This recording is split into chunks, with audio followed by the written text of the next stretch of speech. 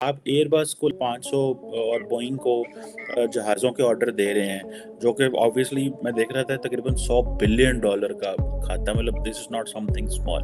शहबाज सरकार को नई मुश्किल का सामना। आलमी रेटिंग एजेंसी ने पाकिस्तान को गैर मुल्की कर्जों के लिए खतरनाक मुल्क करार दे दिया। फिच ने पाकिस्तान की गैर मुल्की करेंसी डिफॉल्ट रेटिंग मजीद गिरा दी। पाकिस्तान की रेटिंग +CCC से -CCC कर दी। इंडिया की एक बहुत बड़ी डील साइन हो चुकी है और आपको पता होगा कि $100 बिलियन की डील है। ये आवाम सवाल कर रही है कि भाई हमारे लिए अच्छी खबर है या बुरी खबर है, क्योंकि अगर डील नहीं होती है तो और किस्म के मसाइल हैं, डील हो जाती है तो आवाम के ऊपर महंगाई का एक बॉम्ब गिर जाएगा। शाबाश, ये है डार साहब का पाकिस्तानी अवाम के लिए IMF से लिया गया तोहफा। देखिए, मुझे यूं लगता है कि आखिरकार इस हुकूमत ने IMF के सामने घुटने टेक दिए हैं। अच्छा, वो अगले कुछ अरसे में $5 बिलियन का डिफेंस एक्सपोर्ट करेगा। अब आप एक चूल्हा आधा महीना चलाएंगे, एक वक्त खाना पकाएंगे, तभी जो गैस बिलों में होशरुबा जो इजाफा है उससे बच पाएंगे। कल हमने 250 जहाजों का ऑर्डर इनको दे दिया, 250 का एयरबस को दे दिया, एयर इंडिया ऑलमोस्ट डन है। और 1500 जहाजों का ऑर्डर हम और देंगे। 500 जहाजों का ऑर्डर दे दिया, बाकी एयरलाइन मिला के जो एस्टिमेट आया 1500 जहाजों का ऑर्डर और दे दिया। हेलो जी, वेलकम, राम राम, आदाब, सत श्री अकाल। दोस्तों, प्रधानमंत्री श्री नरेंद्र मोदी और फ्रांस के राष्ट्रपति एमेनुअल मैक्रोन नई एयर इंडिया एयरबस पार्टनरशिप के शुभारंभ कार्यक्रम में वीडियो कॉन्फ्रेंसिंग के जरिए सम्मिलित हुए।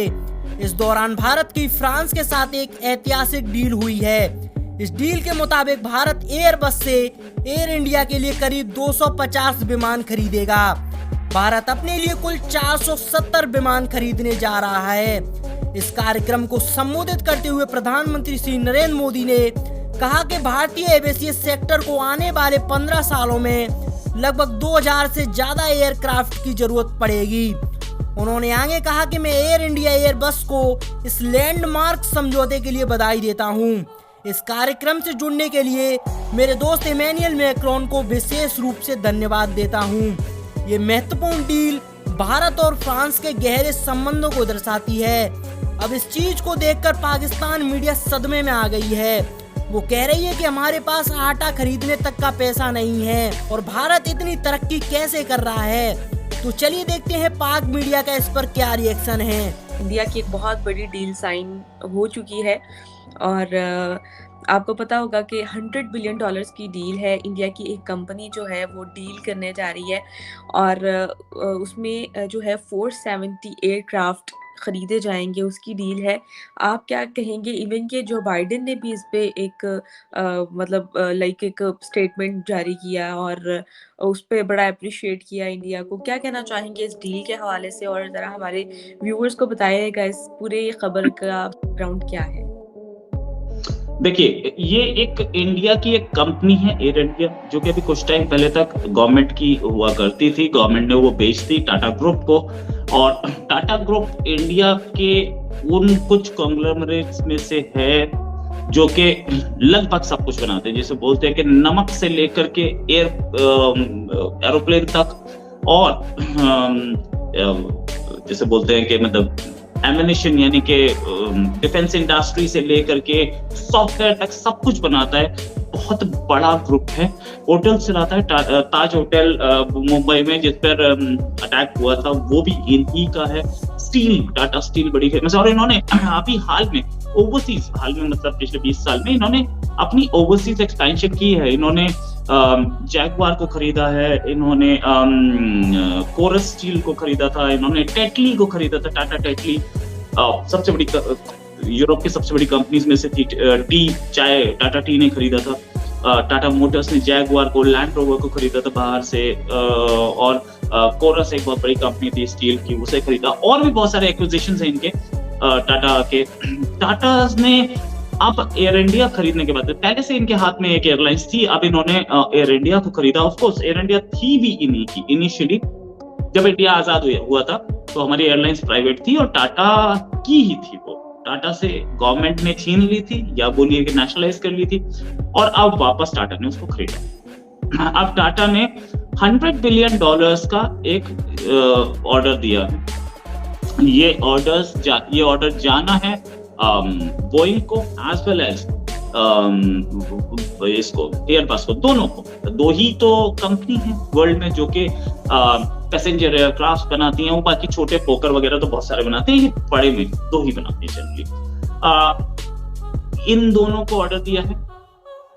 इसमें से ये करीब $100 बिलियन का ऑर्डर है, और इस ऑर्डर में से 250 एयरक्राफ्ट जो है एयरबस ने देने और 220 बोइंग ने देने। अब ये जो इतनी बड़ा ऑर्डर गया है, इससे इसका मैग्नीट्यूड समझिए। इसका मैग्नीट्यूड ये है कि करीब 44 स्टेट्स में, अमेरिका की 50 में से 44 स्टेट्स में 1 million jobs, 10 lakh jobs America में इससे क्रिएट होंगी। और ये एक लॉन्ग टर्म ऑर्डर है, ऐसा नहीं है कि एक ही सिंगल स्ट्रोक में गया है, ये रिकरिंग ऑर्डर्स होंगे। क्योंकि इंडिया की सिचुएशन क्या है? इंडिया की सिचुएशन ये है कि हमारे पास आज से 8 साल पहले, मोदी गवर्नमेंट आने से पहले 70 के आसपास एयरपोर्ट्स होते थे। आज हमारे पास उससे डबल से ज्यादा है। हमारे एयरपोर्ट्स डबल से ज्यादा है, और हमारे जो सिविल एविएशन मिनिस्टर हैं ज्योतिरादित्य सिंधिया, उन्होंने बोला है कि अगले 3-4 साल में ये 200 से ऊपर चले जाएंगे एयरपोर्ट्स। हमारी एयर जो है it's going to be congested ना। हमारा अगर आप देखें तो 1,500, 2,000, 3,000 रुपए में आपको टिकट्स मिल रहे हैं, बाय फ्लाइट के टिकट्स मिल रहे हैं। आप आराम से दिल्ली मुंबई फ्लाइट टिकट 4,000 में मिल रहे हैं। ये आवाम सवाल कर रही है कि भाई ये हमारे लिए अच्छी खबर है या बुरी खबर है? क्योंकि अगर डील नहीं होती है तो और किस्म के मसाइल हैं, डील हो जाती है तो आवाम के ऊपर महंगाई का एक बॉम्ब गिर जाएगा। देखिए, मुझे यूं लगता है कि आखिरकार इस हुकूमत ने IMF के सामने घुटने टेक दिए। अच्छा, ये बात आज से 5 महीने पहले मुफ्ता इस्माइल ने कही थी कि भाई मान लें इनकी शरायत, ताकि जल्दी से उसके ऊपर अमल करके हम निकलें इससे। आपने नहीं मानी, आपने इंतजार किया इसहाक डार साहब की तशरीफ लाने का वापस। उन्होंने इसको इकॉनमी को अपनी तरह से देखा। अल्टीमेटली जो कुछ हमें डिक्टेट कराया है IMF ने, हमने उसके सामने जो है वो सर तस्लीम खम कर दिया है। और इसके नतीजे में जो इस कौम के साथ होने वाली है उसका थोड़ी सी झलकें मैं आपको, 5 महीने और हमने जाया किए ना उसमें। हमने टाइम वक्त जाया कर दिया। हमने मुफ्ता इस्माइल की बात मान ली होती तो शायद सूरत हाल बेहतरी की तरफ जा रही होती। देखिए, अभी तो आपने कहा ना कि ऑर्डिनेंस ला रहे हैं mini budget is a buzzword. ये जहां सुनाई दे तो समझ दे कि कुछ खौफनाक होने वाला है। ठीक है, अब हम सुन क्या रहे हैं जी कि इसहाक डार साहब ने तो ये दावा किया था कि मैं आ गया हूँ वापस और मैं देख लूंगा जहन्नम में जाए IMF, अगर काम उसके बगैर भी चलाना पड़ा तो चला लेंगे। लेकिन अल्टीमेटली हम गिट्टे गोडे दबा के नीचे बैठ गए हैं, और IMF के हुक्म की तामील के लिए हम ऐसी तावीलात लेके आएंगे कि अकल जो है वो दंग रह जाएगी। होने क्या वाला है, डीजल और पेट्रोल की कीमतों में इतना होशरुबा इजाफा होने वाला है कि आप तस्वुर नहीं कर सकती। पेट्रोल अगर 60 से 90 रुपए लीटर बढ़ जाए तो आपको हैरानगी नहीं होनी चाहिए। अच्छा, क्योंकि 35 2 दफा बढ़ा के 70 किया तो रिकॉर्ड हम कायम कर चुके हैं। एनीवे, अब मैं आपको जरा मुख्तसरन, बहुत तफसील मेरे पास मौजूद है, लेकिन मैं मुख्तसरन आपको बताऊं कि अगर ये डील हो जाती है, जो शराइत है उसकी, उससे क्या होगा।